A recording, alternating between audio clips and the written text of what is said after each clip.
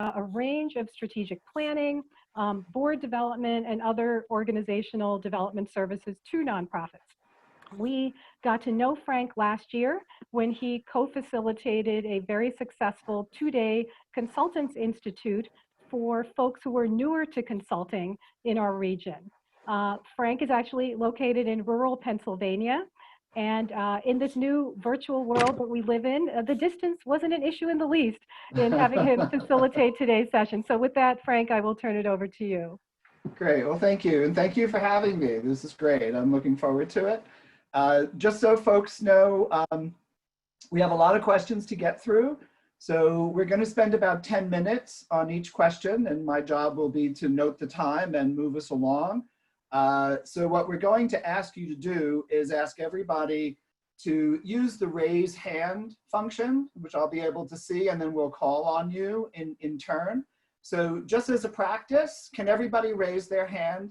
Just look to, does everybody know how to do that? No, virtually raise your hand. Look at the participants at the bottom of your screen. Will you see participants? And there's a raise hand icon. Okay, so I see Simone got it. Judith. All right, Anne. Okay. Who's missing? Kathy, Jana, Judith, can you see it? Okay. So for those who can't see the function, maybe try this to get our attention, okay? So if you can unraise your hand now. Okay, unraise.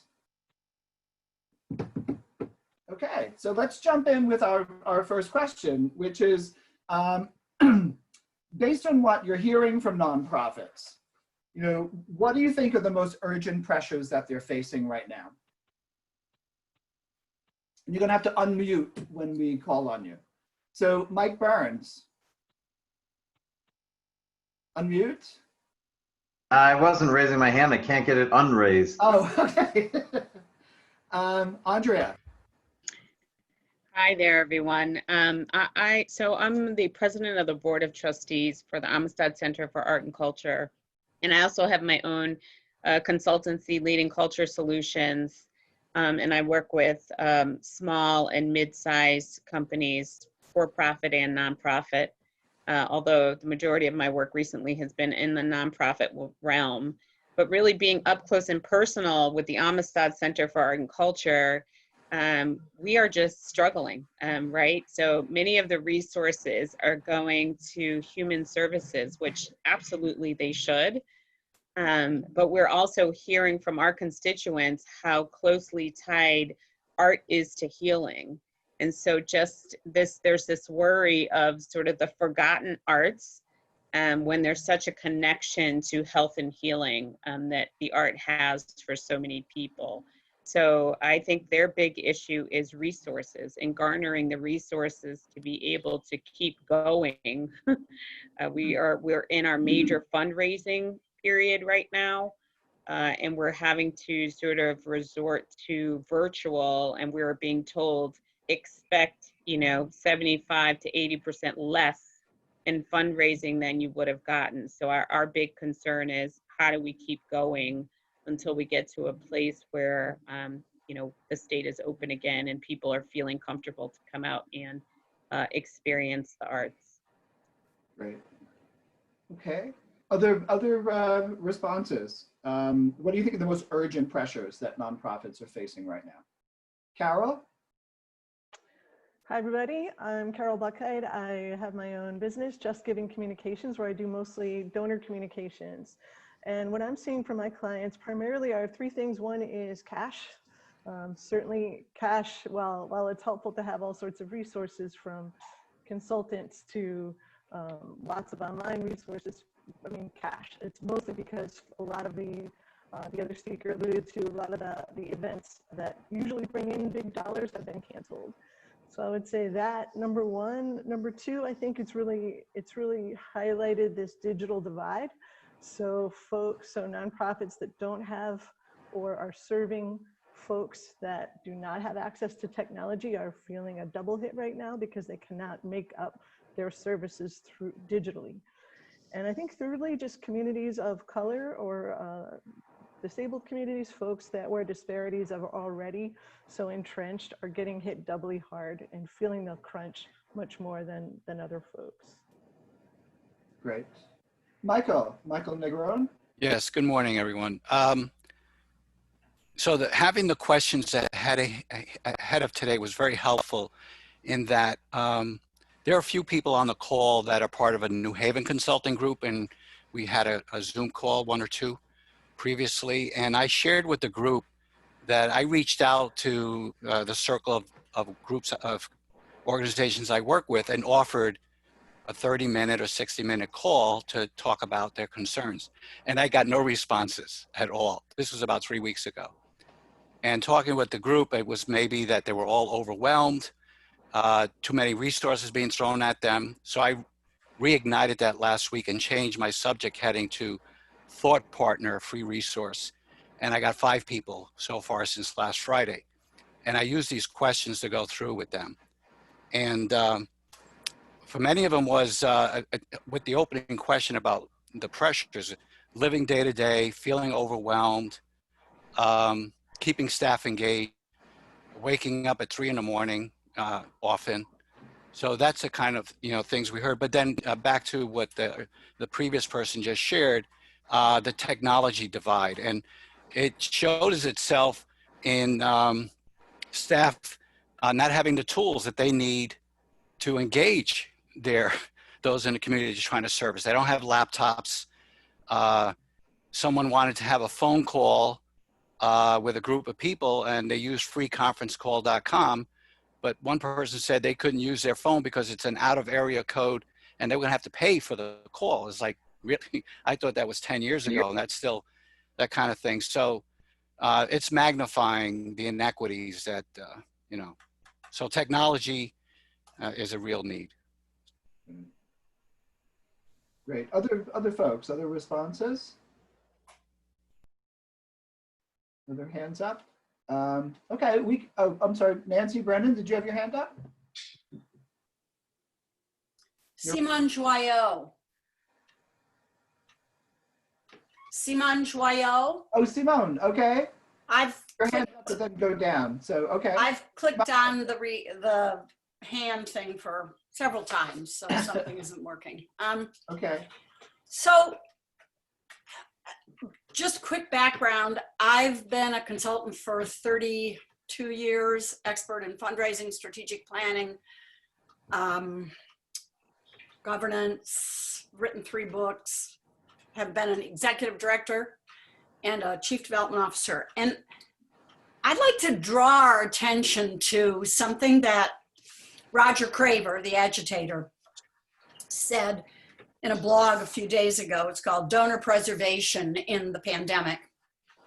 And Roger reminds us that downturns, whether it's an economic downturn or whether it's, a pandemic, which we've had before, mind you. We've had healthcare pandemics before. We just didn't seem to get ourselves together to be prepared for another one. But as Roger said, downturns expose organizational weaknesses, poor practices, and downright neglect. So every single thing that anyone has said, certainly to me as a consultant, nothing they've said is something that they didn't have before and just didn't fix. So we live in a white privileged, male privileged, et cetera, world. And so all of the inequities are there, but only 20 times worse. All right. Despite the extraordinary work that the Hartford Foundation has done over the years, and how many years have we known each other, Mayor? Okay. People still aren't following academic research and the body of knowledge. And they still have board members with their personal opinion about what's right and wrong, which is wrong mostly. and they don't have the right database, and they don't have this, and they don't have that. And until, you can tell I'm getting really frustrated because I've been doing this since 1975. Right. And Simone, I just want to encourage you, in the interest of time, we have a couple of other folks with their hand up. I think you're absolutely right with what you're sharing. But is there some way you'd like to sum that up so we could give? So to me, other than extra money for those that are already in an inequitable situation, we have to kick ass and fight to teach better fundraising and better governance. And we have to be more assertive about it. And we have to say to people, well, if you had done this right in the first place, you wouldn't be as bad off. And here's the right way to do it. And so, 20 more things online, whatever. Okay, thank you. Megan, Julia, did you have your hand up? Who else? I saw. Hi, I did. And just to very quickly add, I think what I'm seeing, I'm with an organizational development consultant with TS&E Mission Works over in Boston.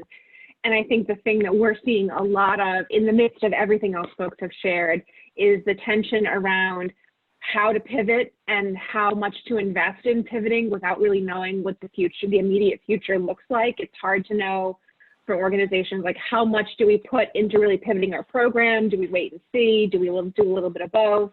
And I think that vacillating is really uncomfortable and painful for folks, and it's costing them money and time and resources. Right. Okay, so we have just a minute left on this question. And Betsy, did you have your hand up? Were you just saying hi? Betsy Johnson? No. You're on mute. No, Frank, I didn't have anything to say. Okay. I was probably just okay. or something. Got it. And, I'll try to keep my did you hands. have a question before? Did you have a comment you wanted to share? No?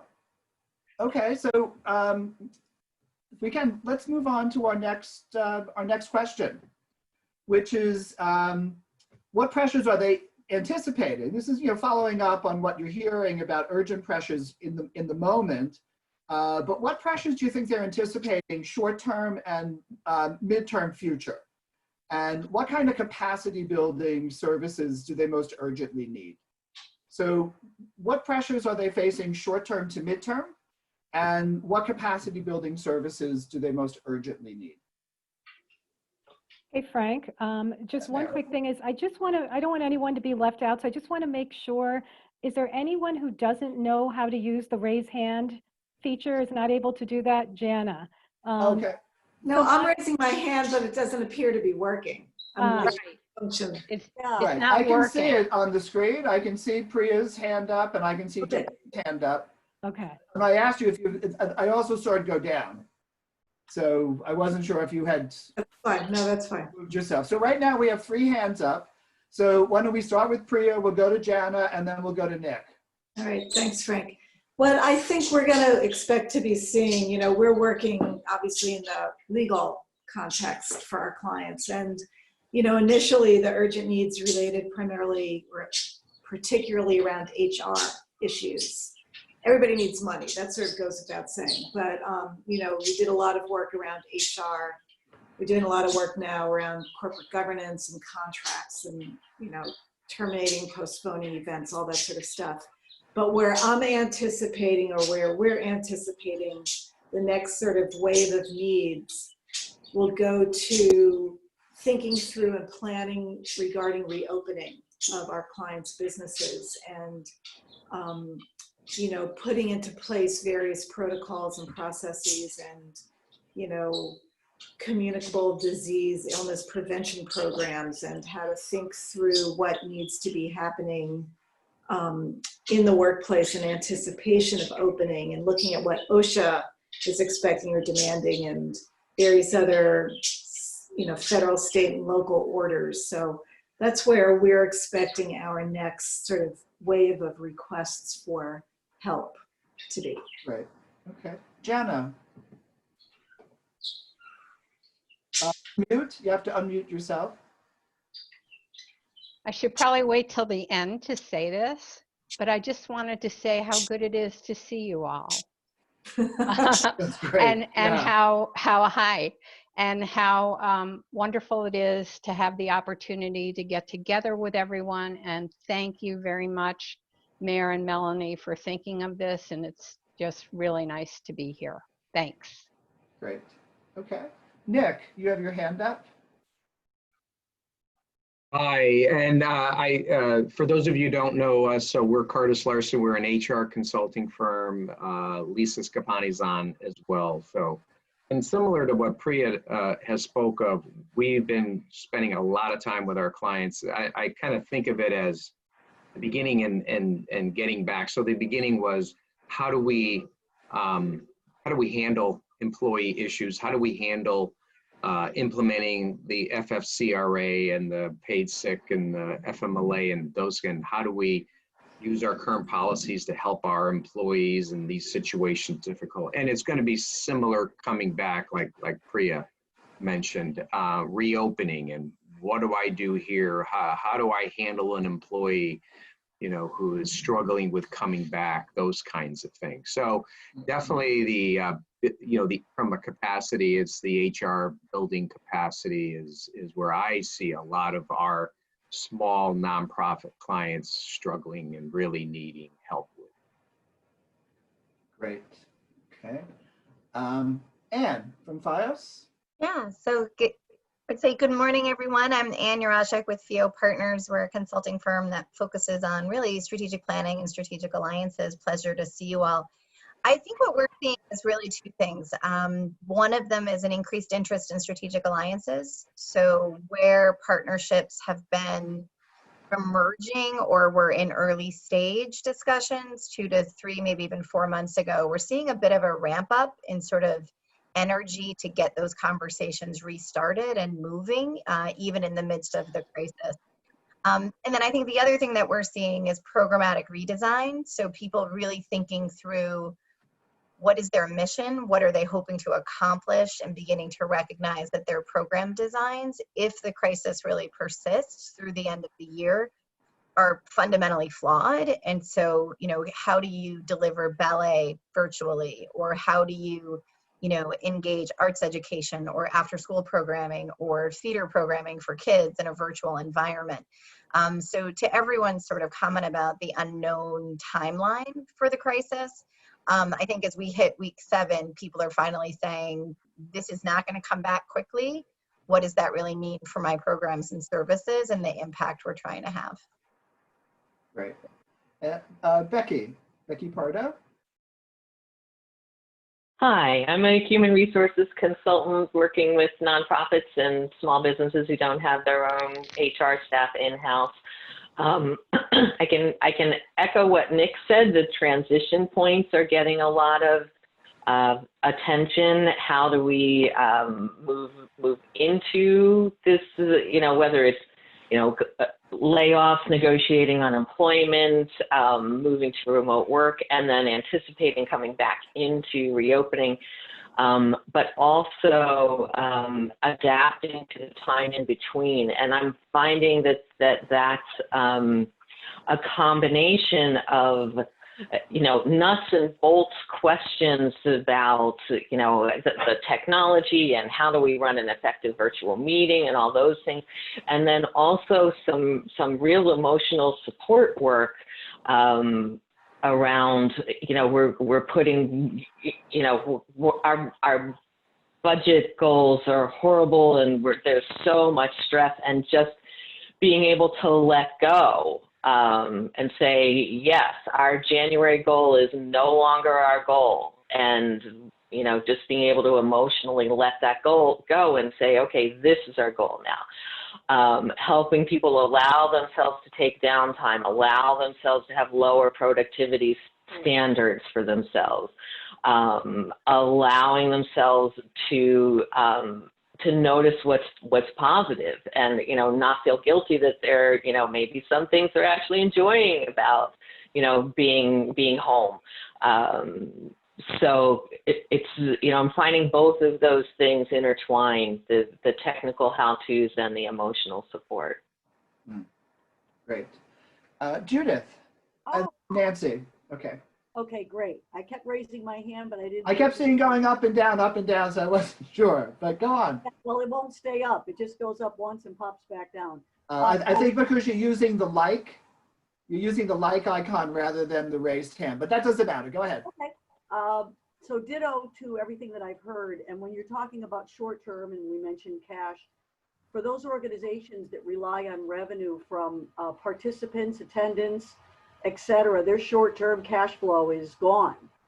You know, they made their budgets on how many people were coming to the theater or to the Bushnell Park Carousel, the parties that they were having, et cetera. And some of them were already struggling. As we know, a lot of nonprofits don't have the capacity. The larger ones do. And so now they're facing that lesser capacity, no money coming in. The panic is setting in. You know, I'm helping with foundations, you know, going to the COVID-19 fund with the Hartford Foundation, the payroll protection program. A few of them have gotten that, which gave them great relief. So thank goodness for those who applied and did get in. And midterm, some of the same issues of how are they going to exist midterm. And even to the extent of one client, the executive director got the virus and she was out. And so luckily they had a good succession plan and managed through that. But that's a reality as well. Staff being ill, clients being ill. So there's a lot of tension, stress. And for those staff members who are at home working and they have children and they're trying to teach their children, I mean, the stress level of one of my clients is just, she's ready to have a mental breakdown. And it's more getting on the phone with her and helping her talk through the stress of, oh my gosh, what if there's no school in the fall and et cetera. So there's a lot of issues out there for folks. Right. Okay. Nancy Brennan. You need to unmute. There we go. Okay. I may be repeating a little bit because I missed a little bit at the beginning, but I would mention the timing of this in terms of this being the fundraising apex of the year. In addition, a lot of the galas that are scheduled for right now and what to do with those. So there's a lot of discussion among that. And then where to shift spending if there is the money to spend so that they can stay relevant to their to the community in terms of what can they offer virtually and will people really come, since a lot of people are going that route. So a lot of pressure on how to make decisions for a very limited amount of money. And quite frankly, since I work with a lot of small nonprofits, a lot of them just really don't have a lot of expertise to make some of these decisions, really lost. Great. Okay, Lisa Shipani, and then we'll come to Simone. Hi, everyone. I am Lisa Scapani with Cardis Larson, so I work with Nick. And one of the things that I'm seeing is that while people are looking at the issues in front of them today, all of the issues that all of you have talked about, some of them are starting to think about, okay, as we move forward and get on the other side of this new normal, the way that we deliver services could be dramatically different. We've learned an awful lot through this. And consequently, you know, we need to look at our organizational design and what is it that we are going to look like in 6 months, a year, 3 years down the road. So some folks really are starting to think about that. Great. And Simone? I don't know if you heard my timer. That was our 10 minutes on this question, but go ahead, jump in. Okay, I think it would be helpful if the foundation itself, for example, as a source, put together a few quick tips for people. And when I say quick tips, I mean to say, we should all assume that at the earliest, maybe things will open up in September. So let's not talk about what we're gonna do this summer. That's over. There need to be a little bit of framework. And then some of the comments people have been making about, so then start thinking about, Lisa, as you were just saying, beyond that. I think another interesting question, and Michael, you brought this up at the beginning, was how many of us as consultants, okay, can afford to talk to people for free? Because there are some marvelous workshops out there. There's tons more stuff everybody could be looking at online that would answer gazillions of their questions, but they don't necessarily know how to interpret those answers. And so, you know, so I'm an example of someone who can afford, I mean, I'm talking for free to everybody and anybody, an hour here, an hour there, 2 hours there, whatever. And so that then goes back to whether someone has the capacity to do it for free, or if the foundation's going to help pay for it. And then you give out those names to people and say, here's 20 people who said you can call them. Great. Actually, that's a great segue to our next question. Thank you for that, Simone, which was, how do you think the nonprofit support program and other community partners can help address these immediate short-term and longer-term needs? So we just got 2 ideas from Simone about a list of consultants available on a pro bono basis, as well as a tip sheet. So other folks, how do you think the nonprofit support program and other community partners can help support these immediate short-term and longer-term needs? Okay, Sharon, sorry. Is that you, Sharon? You have your hand up? You're on mute. No, okay, there you go. There you go. What I am finding and what I think the capacity building is so basic, because I'm finding people don't know what they don't know. And so while we are talking about, you know, you should pivot this, you should look at this, they don't know what questions to ask. And I think I'm piggybacking with what you found too, Michael, when you put something out there to help people, they don't know how to help. I also sent an email to all my clients saying, I'm here, whatever you want to talk about, I'm here, we can work on this. You know, don't worry about what our contract is. We will pivot with whatever you need. Not a single answer until I started literally calling, and they say, no, we're fine. We just need money. And then it takes maybe 10 minutes to walk through with the executive director or whoever, or even a board member to say, oh, we hadn't thought about that. Oh, we didn't realize we needed policies. Oh, we didn't realize. They need the most basic support. Executive directors are not calling in their board members because they don't want them telling them what to do. They don't have time. So how can we engage the board chairs to be involved when the executive directors are sitting on the sidelines saying, no, no, no, just leave me be, I don't have time. There is a whole infrastructure that we somehow need to build quickly that supports and help our executive directors understand what they need. I love your idea of pro bono support. I'm doing that on a regular basis. If someone calls me, I think this is part of our obligation to our sector. And so I think it's really so basic what they need. Great. Andrea, on that. So, I know, I'm an Andrea. Every time someone says Andrea, I say to my mother, really? You couldn't have just named me Andrea? All right, so Andrea. I'm an Andrea, yes. Andrea, yes. Okay. There you go.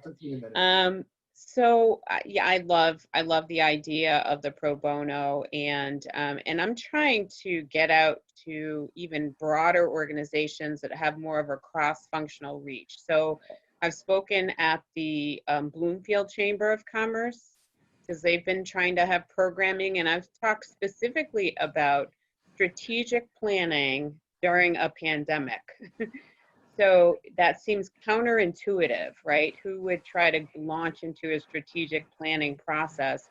But I've been very specific to say you can do strategic planning for a 6-month, 9-month, 1-year time frame, and this is how you do it. Here are the 3 or 4 steps that you want to take. And I've tried to make it very simple so that they feel like it's achievable and, you know, really broken down, like this is what the goal of strategic planning is. And I'll be doing that same talk for some of the combined chambers. So I know Glastonbury, Hebron, and West Hartford, and a couple of other towns. They have a group called IRCA. It's a combined chamber. So I'm going to get to them and do a similar talk about, you know, what they can do and try to make it manageable so it doesn't feel overwhelming. So, and I'm doing that pro bono. They've actually, both chambers offered to pay me, and it's not that I don't need the money, because Lord knows we never know when we're going to be in regular work. I need every nickel. But for me, some of this stuff is just feels like the right thing to do. And you know, helping other small businesses sort of be their best in these troubling times, I think is very helpful. So I think thinking about those places that sort of go across different organizations and offering our services pro bono, to me seems right. Great. Anne, you have your hand up. Yeah, I mean, I think when I think about capacity builders and the role that NSP plays in terms of being a convener of nonprofit leaders in the region, I think peer-to-peer support right now is critical. I think you have to recognize that different segments of the sector are being impacted really differently. So we have human needs, human services and basic needs organizations that actually might see increases in resources while they see increases in demand. Others are business models are fundamentally broken, so they have to reinvent themselves. And so thinking about cohort models aligned to the impact of the crisis. So talking with other after providers, convening that network. I mean, I think there's some shared challenges within subsectors that the peer-to-peer support around what are the strategies people are using could be really helpful. And that's a role I think the foundation could play really naturally. Great. Becky. Hi, just a quick comment, hopefully, on the idea of the pro bono support, which I think is a fantastic idea. I would take a guess that all of us on this call are eligible for the Payroll Protection Program loan, and applying for that and getting that, and the loan forgiveness might be a way to help us be able to do that. There are two other points I wanted to make, and I'll try to be succinct. One is just being an information clearinghouse. People are being flooded with information, and if the nonprofit support program can establish themselves as, you know, the source, like I don't have to read everything in my inbox. I know if I just read their newsletter, they'll give me what I need. And then also establishing ourselves as funnels. And I know I'm trying to do that with my clients to say, I know you're being flooded. You tell me what your questions are. We'll talk about your situation. I will do all the research and read all the web pages and come back to you with what you need. So I think that is a huge help. The other thing, and this is following up on some other people's comments, helping people connect the changes that they're making now with their long-term strengths. That, you know, yes, this is stress testing every organization. And as you fix something, don't think of it as pouring all of your energy into just getting through the next few months. Think about how you're building your organization to be stronger forever. And that helps the organization, and it also helps relieve some of the emotional stress. It feels more positive. And how can you find a silver lining in this if you're trying to keep your staff employed, but you don't have enough work for them? Is this a good time to do training? You know, I'm doing some group supervisor training with some clients. They've got the time to do that. That certainly providing funding for that is a really concrete way that the NSP could help. Great. So we have Michael and then Carol. So Michael Negron, you want to start? Yes, thanks, Frank. Basically, just a thumbs up to what was just said by Anne and by Becky. What came to me as they were saying about the NSP being the convener or the info clearinghouse is to elevate, right? To elevate some things that are important. And as an example, a couple of the organizations I spoke with, it'd be nice to get some capacity building. It's like, now's not the time. You know, we have other needs. So what kind of things you need? And they bring up things like needing PPE. You know, needing protection equipment for their staff as they're out there serving the community. And, you know, not only maybe getting it for themselves, but then giving it to those they're serving as well. So it's just elevating, you know, where the needs are as they keep shifting. Right. Great. Carol. First of all, I want to thank NSP. I think you all do a tremendous job and are such a gift to this sector. So I'll preface my comments by saying that. My own practice is also working with several other community foundations. And I think the elephant in the room in this discussion that's raging right now in philanthropy is the fact that, you know, what to do with endowments and with, you know, all this wealth sitting in donor advised funds, and to what degree can foundations, you know, rally those donor advised fund holders and also perhaps dip into their own endowments to bring more cash to the sector right now for these nonprofits that are really in true danger of going under. And so it's just a question to, you know, that I think we'll increasingly will be faced with, is to what degree can foundations take that step. And I think secondly, and this is maybe more for the next question, but in terms of innovations, this notion of that folks have alluded to regarding reinventing. So I think we're you know, we've all been in these three phases of relief, then comes recovery, then comes reinventing. And around that, one of my clients is already working on a digital platform that'll sort of be one-stop shopping for their donors. So all nonprofits will have a profile, not unlike what you see on Giving Days, but it won't be a giving day. It'll be just an extended platform where donors can just go and give to any of the nonprofits. So it's a role the foundation is taking to connect more donors to these nonprofits in need. But it's something that I think will be a longer term innovation that will be in place to help address this notion of, you know, cash is needed. And from a communication standpoint, they're calling on my practice to sort of communicate around those things so donors know that these things are available and these are new ways to give. Great, and that is a great segue. Thank you to the next question, which is, you know, what innovations have you seen coming from nonprofits during this time? This is an opportunity for people to get creative. So what have you seen? Any innovations?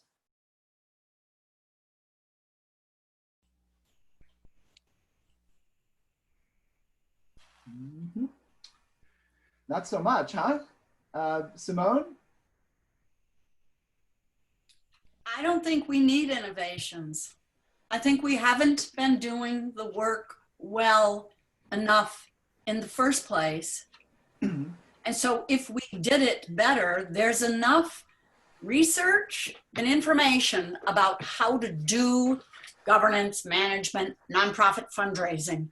And if we would just do it and teach our clients to do it, we don't need innovation. Okay. Interesting perspective. Thank you. Michael, what about you? Well, what strikes me is that, you know, I can learn as much from my clients as they maybe learn from me.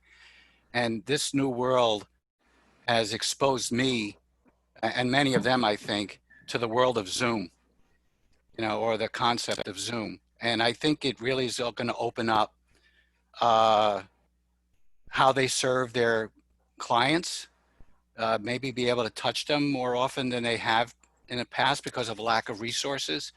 So being able to do the video conferencing in this way is kind of taking the mystery out of it for them and for me, honestly. So I think that the other thing I want to say, and I'm sorry, I don't want to get on a virtual soapbox, but I don't want to be so harsh about what they haven't done and what they're not doing, because I think I kind of play in both worlds, nonprofit and sometimes in the for-profit sector. And we're seeing that those folks are impacted just as badly. They don't have the cash reserves. You would never imagine that this would be happening to them. It's because we're all connected. We're interconnected. So we're all going down, you know, or I shouldn't say going down. We're all down right now. So anyway, I'm off the box. That's okay. Feel free. It's a good box. So wait a minute, Simone. Let's see if other folks. Andrea. Actually, I was just reacting to the last comment. I was clapping. Oh, okay. Thank you. Okay. Anne, you have your hand raised? And Yeah, then I mean, Julie.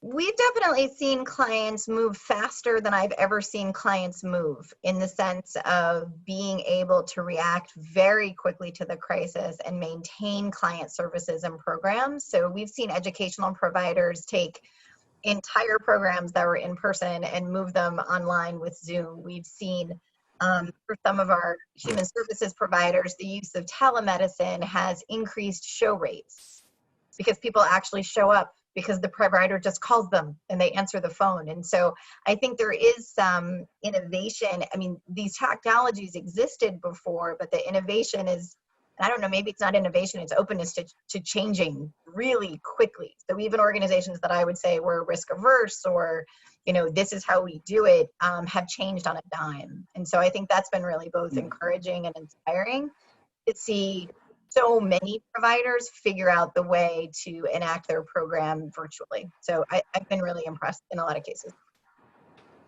Great. And Judith, did you have your hand up? Or was that a like? And you're on mute. You need to unmute. Yeah, I've seen some great innovation. One example is Trinity Film Festival. To shift into a virtual Zoom festival and still holding it on the same date. Very impressive that they were able to do that and still have the students be able to continue with their education at Cine Studio on the campus as the campus is closed completely. So lots of innovation going on. And I agree with the former speaker that people have pivoted on a dime.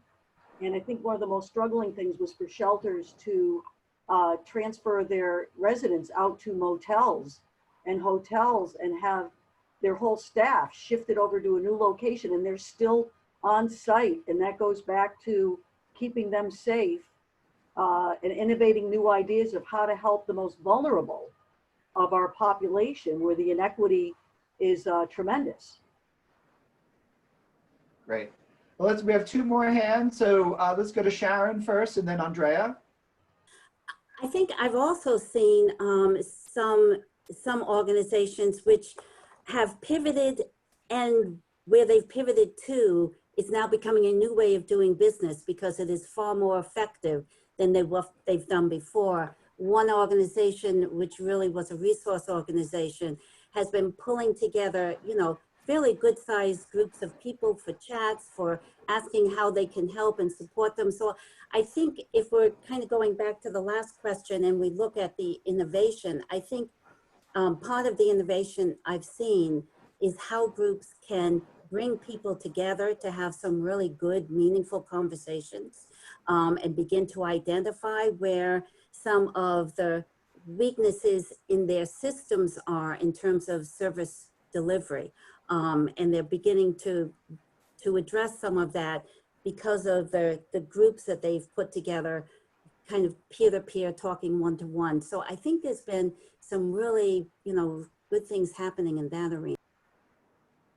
Great, great. Andrea, and then we'll go to Mayor. So I'm attending this Saturday, and I hope you all are too, if for nothing else, just to see how this is going to play out if you haven't already. But the Hartford Symphony Orchestra and my friend Ruth Savronsky, they're hosting their gala this Saturday. It's free, it's on Zoom, and they've done something very creative. They're partnering with Zohara in West Hartford, and you can order a meal to be delivered to you cold to warm up, or you can have it delivered warm. And so we are having the full experience in our house. And I've already told my husband, like, get the big screen TV, figure out how to do this. I want to see what this is all about. And we're getting our food hot at hopefully at 6:15. Comes with a cocktail and a 4-course meal. I'm very intrigued. So I think we're definitely going to learn some things, and I'm really looking forward to it. So if you haven't signed up, I am giving a ringing endorsement. Seems like it's going to be fun.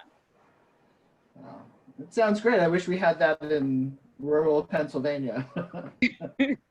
Well, you can get on. You can get on Zoom from Pennsylvania. Okay, but I want to circle back a little bit to capacity building supports that the nonprofit support program might offer. When you think about it in terms of what is needed, what we've identified as immediate, short-term, mid-term needs, but also in light of all the things we're hearing about innovation, what else? Any other thoughts on the capacity building supports that nonprofit support program might offer?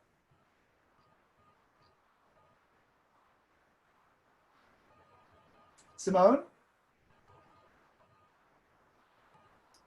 So one of the things that I think that the capacity building program needs to do is to be very, very aware of what else is being developed elsewhere in the world, not just in this country, because there are tons of things that we could be learning from. Mayor and I were talking the other day about a program, a basic introduction to fundraising, the fundraising standard program that is offered online around the world, developed by some of the most important fundraising researchers in the world.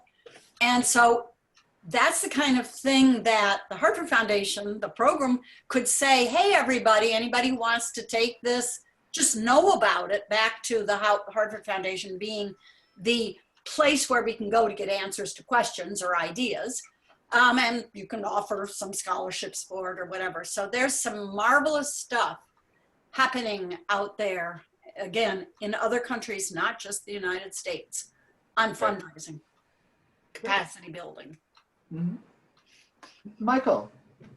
I'm going to circle back to the technology digital divide that we've talked about. Several people have brought up. I'm not involved in this part of the NSP, but as far as an assessment, I think if there could be some kind of emergency technology assessment, a quick, short checklist type of thing that's developed by the technology experts that work and do this kind of work, and come up with a quick checklist and turnaround, some emergency grants for folks that need cell phones, laptops. The cell phones are a computer as well. So, just trying to address the needs of the folks. They just have a gap between what the needs are still out there with their community, and they just don't have the way to access, be on a meeting, return a call, whatever. So something along those lines. Great. Other thoughts about additional things that the nonprofit support program could offer in terms of capacity building? Anne.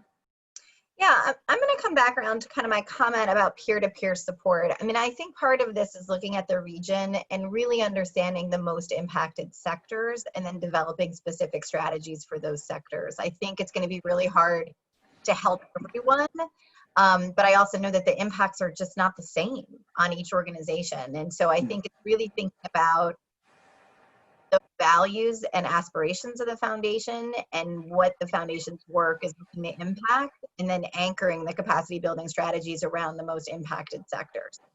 Because I just don't think this is a one-size-fits-all problem, and that I think we're going to see specific slices of the sector substantively more negatively impacted than others. So, I mean, I'm deeply concerned about our after-school programs, deeply concerned about our youth development organizations that are just too small to pivot. There's just not enough of a cash runway to kind of make it work. And so where are we going to see substantive loss of agencies, meaning we're going to lose community-based relationships, means we're going to lose potentially institutional knowledge and program models that actually work in communities. So I think we really have to recognize that there is an ugly belly to this crisis, which is to actually lose agencies. And so I think we've got to understand the impacts and where those risks lie. And if it were me, that's where I would sort of think about, where do I lean in with a cohesive set of strategies to in some ways strengthen or buttress up under a sector. My 2 cents. Great. Sharon. I think the other thing that hasn't been discussed that we need to pay some attention to is the social inequities that have risen as a result of this pandemic. We all are, in some way have to address some of the racial inequities. We have to support our nonprofits and how we address some of some of that and how we help their boards address some of it. And what this pandemic has done is really raise that to a very, high level. And I think we need to find a way, working with the nonprofit support group to really help our own clients and many of the nonprofits to reach into communities and to get some of that, lived experience and to be able to bring it in so that as we pivot out of this, they're able to address those broader issues that have really been hidden under a lot of this. Right. Okay, any other comments about that? All right, well, we can always circle back as this conversation continues. If you think about, oh, this is something the foundation might do, feel free to jump in with that. And also just to mention that, sometimes what happens with conversations like this, things can bubble up afterwards. So if you have comments or thoughts after this, you can put them on the survey that's going to go out afterwards. So feel free to keep your thinking caps on as we move ahead. So our next question is, this has come up already in a couple of places, but what resources have you come across that you feel would be or maybe already have been helpful in meeting the needs of these nonprofits? I think a couple of people mentioned being flooded by this and needing some sort of a clearinghouse to help this. Other folks have mentioned that there's resources out there that we might consider expanding where and how we search for resources. So just to put this out to folks, what resources have you come across that you feel would be helpful in meeting the needs that we've already identified?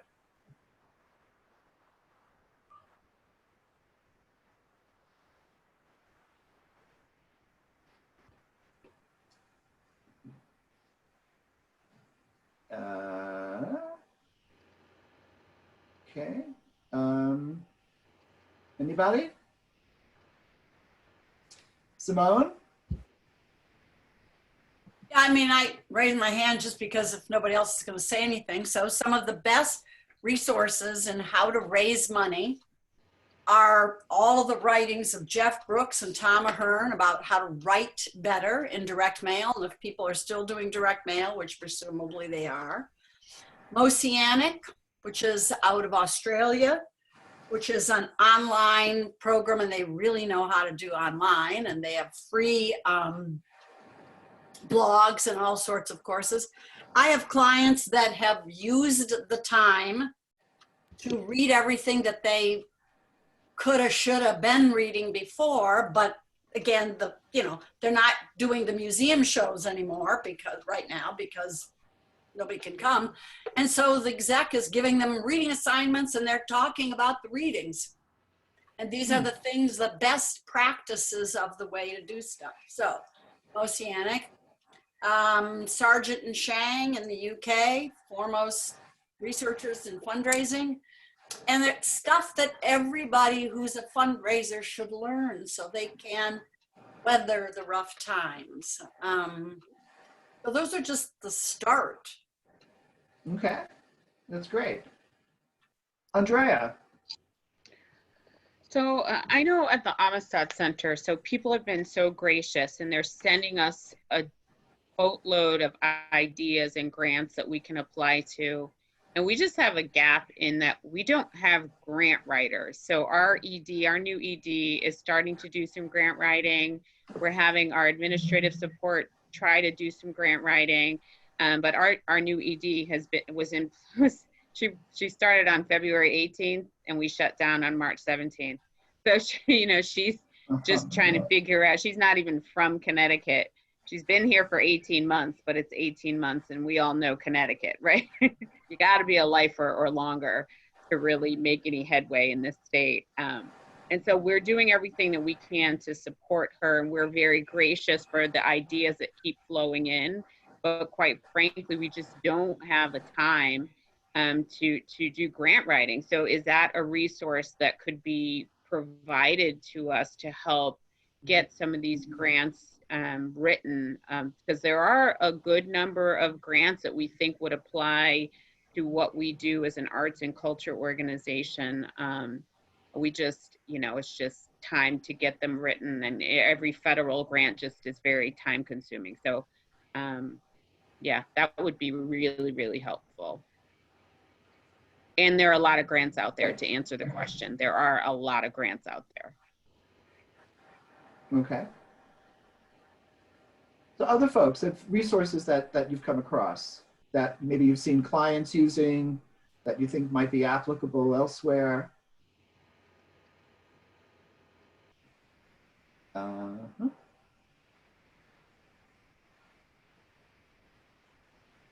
Okay. Anne.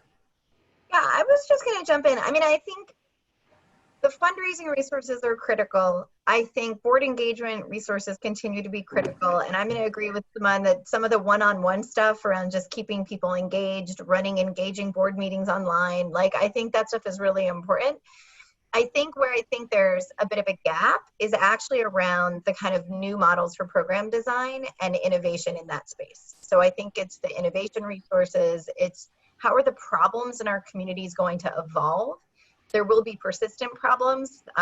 Everyone keeps talking about our communities are not going to look the same, but what does that actually mean? So really kind of skills around scenario planning, skills around what are the problems that we don't have today that are going to emerge in 3 to 4 months? Or what are the problems that we knew we had before but could attempt to fix again? So, I mean, I think there's a whole body of knowledge around innovation and disruption that can also be really helpful right now. Great. Carol, you have your hand up. Yeah, just I guess to echo some of the other some of the comments of other speakers. A couple of things I think that would be helpful would be, some quick. Carol, I'm sorry to interrupt. Can you raise your volume? Sure.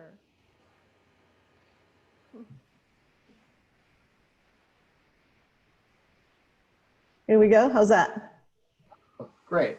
Better? Sorry about that. So just 3 things for potential ways to, potential resources. One, I think, is some quick webinar skills training for folks. Not unlike Andrea, I recently participated in my first online fundraiser and it worked. Like, it worked. There was roughly 100 people on the call. There was monies raised that was probably not on a par if the event was in person, but those sort of skills training for folks and how to run something like that, I think would be immensely helpful right now for folks trying to replace their in-person events. And I think the other thing that folks have alluded to is just this bombarding of information, but things like the CARES Act, I think, there's so much being written about it, but to have someone on a webinar, like literally in very plain spoken way, walk nonprofits through what that means and really just explain it. And how do you apply for these loans and resources that might be available through, other vehicles besides the foundation. And I think lastly would be, I've also been contacted for a fair amount of pro bono work, which I'm doing, but one of the things that keeps coming up is how to help folks create a communications plan beyond the crisis. So in that phase of reinventing. So how does one's whole communication shift, and what can they put aside and what should they hold on to and perhaps amplify as messages and tactics? Great. Actually, I'm going to attempt, Michael, go ahead. Yeah, very quickly. Thank you, Frank. I don't know how many folks get the email from Andy Goodman, on making presentations and all that. He just sent something out yesterday called, it's about, it's a free webinar on webinars. So I can send this to Mayor or something, and, we can distribute it, but they're having a few May 7th, May 12th, May 14th, and it talks about, how to deliver these webinars. And one of the things that caught my eye is, I think, limiting it to 30 folks makes it, the more productive for the participants. So that's a resource, I think. Great. And I just going to attempt screen share for a moment. I don't know if folks can see this. Oh well. Anyway, I will send this on. It was from a webinar I did about a week ago on strategic thinking in uncertain times. And one of the things folks have brought up are about scenario planning, and the Nonprofit Finance Fund has a great resource online for free that has videos and also tools that organizations can use to project various scenarios. So like say, if we lose 30% of our funding, what will things look like? If we lose 60% of our funding, what will things look like? So there's some concrete tools out there to help people think forward about what changes may need to be made based on anticipated changes in levels of fundings. There's a few other resources in that list too that might be helpful. Other thoughts about resources that you've seen?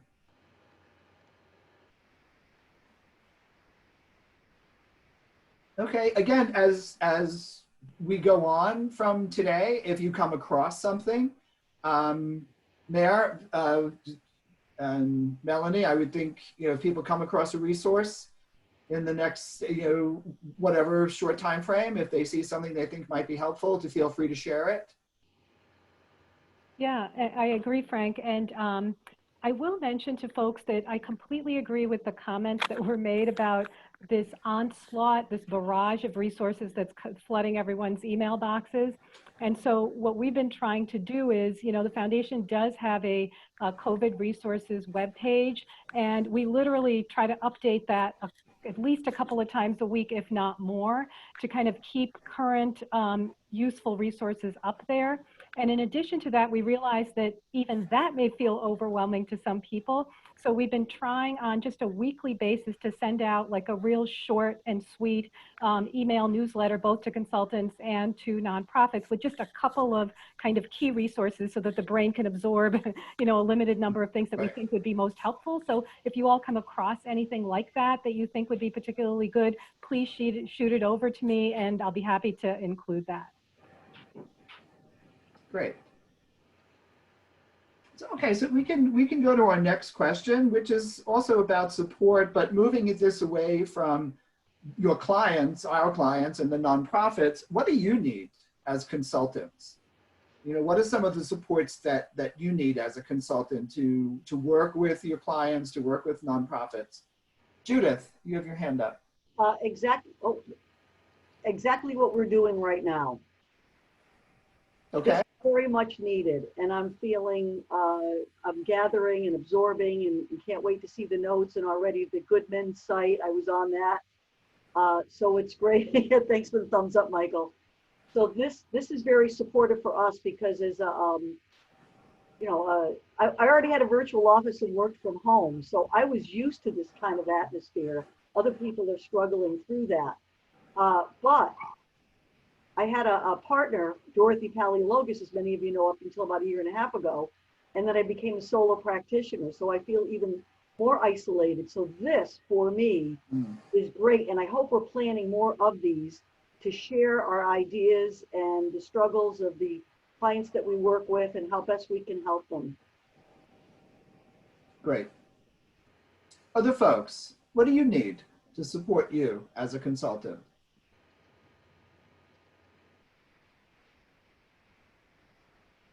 Everybody's fine, huh?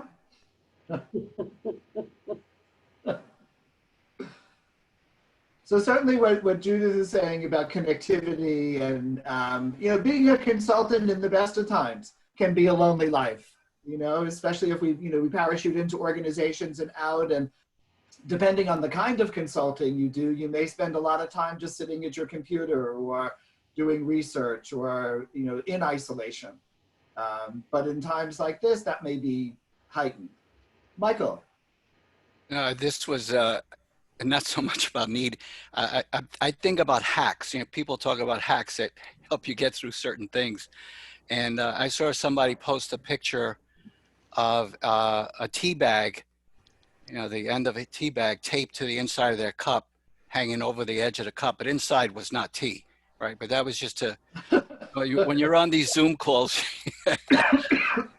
people can see that you're having a cup of coffee or tea, but maybe it's something else in there. So I think it's important to laugh through this stuff, this crazy Water. Yeah. H2O. What else? Frank? Yes, It's gonna, you know, I'm going to agree with my colleagues in the sense of just coming together and sharing what we're seeing. But I think it's also important that the foundation share back with us what they're hearing. You know, I think part of our ability to be responsive is having that sense of, you know, we each may serve a subsegment of the sector, right? But what is the foundation hearing overall? Where are the really big pain points and where are people struggling? I think there's an opportunity for consultants to be responsive, whether it's in product offerings or webinars or services that we can offer to be helpful. But it's sort of like, where's that loop? So there's what we're hearing, but I think I'd be also very interested to hear what Mayor is hearing and Melanie are hearing from those on the front line about really what are the pain points, because we may have a fairly limited advantage. Right. Okay. Michael. Yeah, I'm sorry. I feel I'd be guilty of omission by not bringing this up. I had the privilege of working with Mayor and the group on a project 2 years ago, which was aimed towards expanding and diversifying the pool of nonprofit consultants in the region. And while many of us, as Simone mentioned, many of us are privileged to be able to do pro bono work, right, or to offer our time.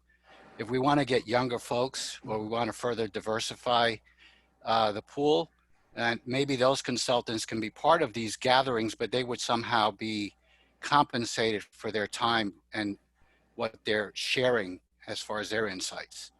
Mm-hmm. Great point. Mayor or Melanie, do you want to respond to Ann's point about hearing back, having this conversation come from the foundation to consultants? Yeah, absolutely. I think I'm going to ask Julia Monahan if she might be prepared to kind of jump in to let you know that this conversation is part of a much larger, longer assessment process that we're engaging in at the foundation to consider what capacity building means. It actually started pre-COVID, and we were in the process of designing what this would look like and who the stakeholders were that we wanted to have involved and how we would share our learning and kind of build a community of practice that was integrated throughout the foundation, including the work that we're doing at NSP. And then COVID hit and we had to pivot. So exactly what many of our organizations are facing, the foundation also went through the exact same scenario. We very quickly had to mobilize and you know, become a remote organization. We very quickly had to figure out where the pain points were within our systems and within our processes that needed to change.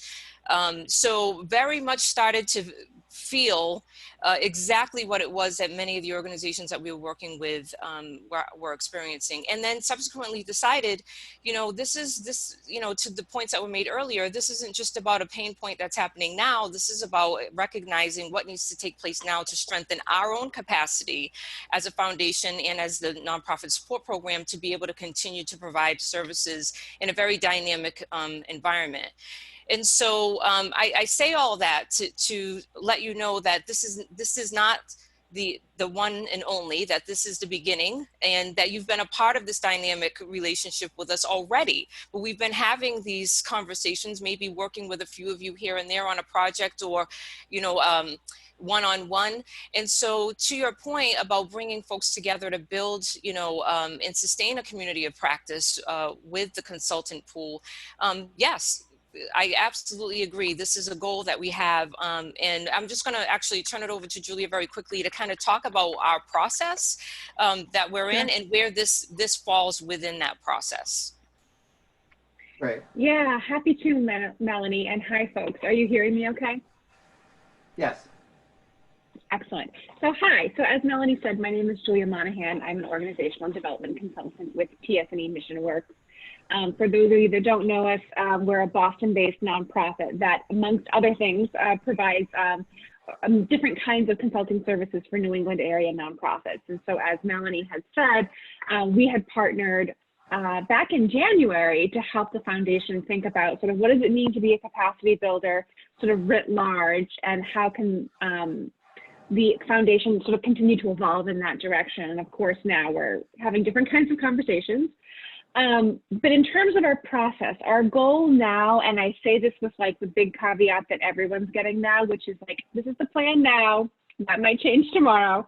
But our goal is to hear from different groups of constituents in an iterative way, acknowledging what all of you have said, that the needs are changing really quickly, and that the needs of today won't be the needs of 6 months from now. And we know that nonprofits in many cases aren't really thinking about their needs 6 months from now because they're struggling to survive today, or they're struggling to get services out the door today. And so what the foundation has been doing, and what I've been supporting them in, is thinking about how to collect data and take action that sort of meets both of those needs at once. So this is a piece of a wider data gathering process, speaking with you, the consultants that partner with the foundation. There's parallel work going on, speaking with nonprofit leaders who have partnered with the foundation through the capacity building work or grant making work, to hear directly from them what the needs are today and what the needs might be in the future. And then I'm also sort of supplementing that work with a landscape analysis, where I'm looking to across the country, and Simone, to your point, across the world, to see what are other foundations doing, what are other capacity builders doing, what questions are they asking, what data are they gathering, to round out the picture that we're getting. And then the goal is to bring this data to a group of internal and external foundation stakeholders on an iterative basis between now and the end of June. And we haven't mapped this out precisely, although Melanie, I have some updates for you there. But thinking about bringing this group together almost in an agile sprint kind of way, if you're familiar with agile project management, but really thinking about how to pull people together quickly, give them a piece of data to grapple with, and then from that piece of data, come up with sort of 2 next steps. What other questions should we be asking, and of who? And what does this mean in terms of immediate programmatic priorities that the foundation can kind of dive into? And so our goal is to kind of keep this machine rolling through the end of June as we gather more information, put some programs out there, get feedback about how effective they are, and then tweak and keep moving. And so this conversation today is a key part of that. And while we don't have the whole thing mapped out yet, because we're kind of building it as we go, I would imagine that continued engagement with a group like this, both to get your input and to share what we're hearing, will be an important part of that. Melanie, is that helpful? Is there more that you would want me to say? I mean, I think that sums it up. So this was just an attempt for us to be able to help you understand that this is not the end, and that that sharing back what we learn with this group is going to be critical to both of us continuing to learn and grow and evolve along with the needs of the sector. So yeah, absolutely. Thank you all for being a part of today. Really appreciate it. And Frank, I'll just add. Andre, I'm sorry, go ahead. Just quickly to add to that is, you know, some consultants here are kind of newer to NSP, some have been around for a while. And so just to briefly mention that NSP for years has been convening consultants and you know, some of the sessions that we've done have been more kind of sharing out of information with an expert that might be useful for consultants. Others have been more kind of gathering information from all of you. And, you know, we mentioned briefly that Frank was part of our Consultants Institute last year, which Michael, you mentioned about the Consultant Diversity Project. It was sort of an extension of that, was to help diversify the pool of consultants, to bring new and younger consultants, and many of them of color, into the pool. And it was an excellent group. Carol and others were part of that. And so we want to continue to hear from you, you know, what else you need in terms of convenings. I'm glad Judith mentioned the appetite for coming together. We want to keep doing that in the vein that we've done for many years. And so what we'll do is we're also going to add to the survey that we'll send you a question about, you know, what types of topics would you like to have covered in those convenings? We've done this in the past, but I think it's time to do it again in light of the current situation. And we'll figure out some ways in which to bring you together that are useful to you and to the foundation. And I absolutely heard Anne's point about we will share back with you both what came out of this session as well as kind of some of what we're hearing from nonprofits. So so thank you for all of that. Great. Now we have two hands up. We have Andrea and then Jana. Andrea, do we get to go first? Yeah, and so I think, you know, many people have alluded to it, but I will certainly say it more directly. I mean, I have capacity right now, and there might be nonprofits that have needs that, you know, and they may not know where to go. So I think NSP might be that place where people are coming in asking for help. I certainly want to offer, you know, in this time where, you know, I have idle time anyway, because, right, many of my projects have gone on hold. I have time and I want to help. So whatever I can do to help, please know that, you know, I'm happy to do that. So if there's a need. Great. The other thing I wanted to just mention is, I don't know if I know there were updates made to the website, and you're very limited in terms of what skills you can include on your profile. And I don't know if there's a plan to sort of expand that capability. I know I've talked with other consultants that, you know, where that's kind of restrictive and doesn't necessarily reflect the breadth of a capability a consultant might have. So that's just something else, in terms of what would be helpful, is if there's any plan or thought about how to expand that, because it is pretty limiting in terms of what you could offer when you could be doing more for the nonprofit community. Yeah, I'll just briefly react to that, Andrea. I mean, I think that's a good point. We did redo the directory. Now, I guess it's been a couple of years ago. And I think the kind of balance we're trying to strike is how to keep it succinct enough where it doesn't feel overwhelming for folks looking for consultants, and that's manageable. And the other thing we learned in that process was many consultants have their own websites or pages, and so there is an opportunity to link to that from the directory for additional information, and maybe there's a way to be more explicit about that, but I think that's good food for thought for us. Great. Jana, you've had your hand up for a bit. No, I'll pass. Are you sure? Yeah. Okay. Yeah.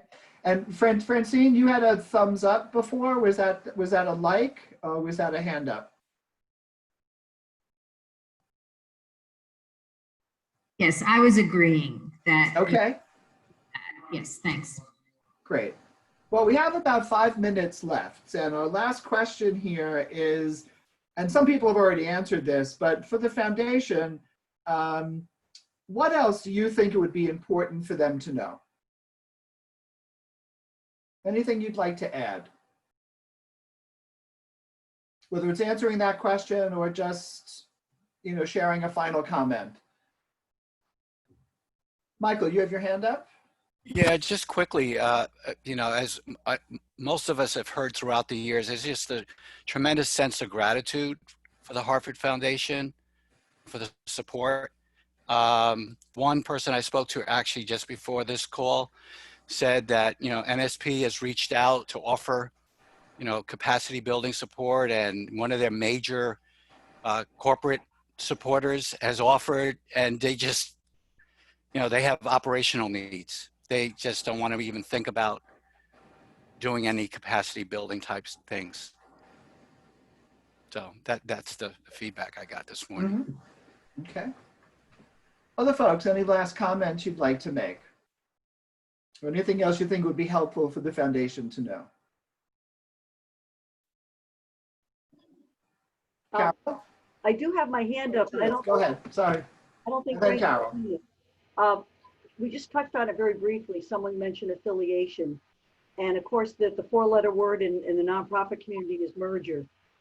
I think we're going to see, and I don't think the Hartford Foundation is surprised by this, is more organizations looking to see, well, you know, we're replicating services, we're similar to, we're all paying for the same back office support, that perhaps affiliations and mergers are going to increase. I've already had this conversation with a couple of clients who previously were totally don't even want to go there, and now they're being more receptive to, oh, the reality is going to be going forward that we either merge or affiliate or we're going to go under. Great point. Carol. Yeah, just a final thought, and I think I began with this also, but just a plea, if you will. If I know the nonprofit support program is already so mindful of this already, but to the degree that you all can continue to prioritize capacity building assistance for those nonprofits that serve people of color, given that the impact of this crisis is being felt so much more by those folks, I think is just something to just keep top of mind. Great. Anne. Yeah, I mean, I was also just going to sort of encourage the team to keep thinking about the work that you did with Michael around the diversification of this pool of consultants and how this crisis, this slowdown, will easily have people choose not to do this because it's just too hard. And so I think I just want us to also think thoughtfully about, to Michael's point, how do you support consultants early in their business development work? Because this is the kind of crisis that if you didn't have a network or a pipeline or a brand or a website, like you're not going to make the turn. Like you're going to need to go get a job, you know. And so I think that how do we help what maybe some early stage consultants be supported through this time? So just something to think through. Yeah, that's a great point. As someone who went out of business after 9/11, wound up taking a full-time job afterwards. It was as a consultant learning how to position myself to be resilient in a time like this. It was a hard lesson to learn. Any other last comments? Andrea's comment, thank you for convening this great group and asking how to help us all. So we have a minute left. I'm going to turn it back to Melanie and to Mare to close us out. Thank you, Frank. And I just want to again thank everybody for hanging in there with us over this hour and a half. It's been extremely it's been invaluable. I mean, we knew that if we could bring folks together to hear firsthand what you were seeing and experiencing, that it would really help us to continuously reevaluate what it is that we're doing and what we could be doing more of and doing better. Certainly hear the comments around creating a pipeline and a support for newer entrants into the consulting field, and knowing that that's going to take effort, you know, on our part in terms of being very intentional about how we go about building that pipeline. I think we've made some great starts, and I agree, it's going to be more important than ever that if we're going to put a stake in the ground and say that we want to truly diversify our consulting pool and grow it, that it's going to take some work on our part to make sure that we're doing all that we can in order to support a cohort to get through that experience. So loved hearing a lot of the ideas here, and just thank you again for being a part of our work with us. And you know, I'm the newest entrant here, and so I think it was Andrea who said 18 months. You know, if you're not a lifer, this is making me very sad. But I do appreciate that you've all really embraced me into the nonprofit network here, and look forward to continuing our work together. Mare, is there anything you would like to add as we close out? No, I think you summed it up well, Melanie. And again, I just want to add my thanks to everyone. I know people are at various levels of busyness, but we really appreciate taking your time. And there is so much value in just collective thinking and bringing all the minds together. So I think we're going to take a little time, digest this information, spit it back to you, send out the survey, and then figure out kind of where to go from here. So again, thanks to everyone, and most importantly, stay well, stay healthy, and let's just keep the lines of communication open. Absolutely. Thank you. Great. Thank you. Well, thank you. Oh, and just sorry, one more thing. Big thank you to Frank. I know I said it at the beginning, but it was just so nice to have Frank here as someone who's a little bit outside the local community to keep us in line and on schedule. So thanks so much, Frank. And allow us to participate and listen. Thank you. That was a gift. Okay. Thank you, Frank. Bye, everybody. Bye. Cheers, folks. Thank you.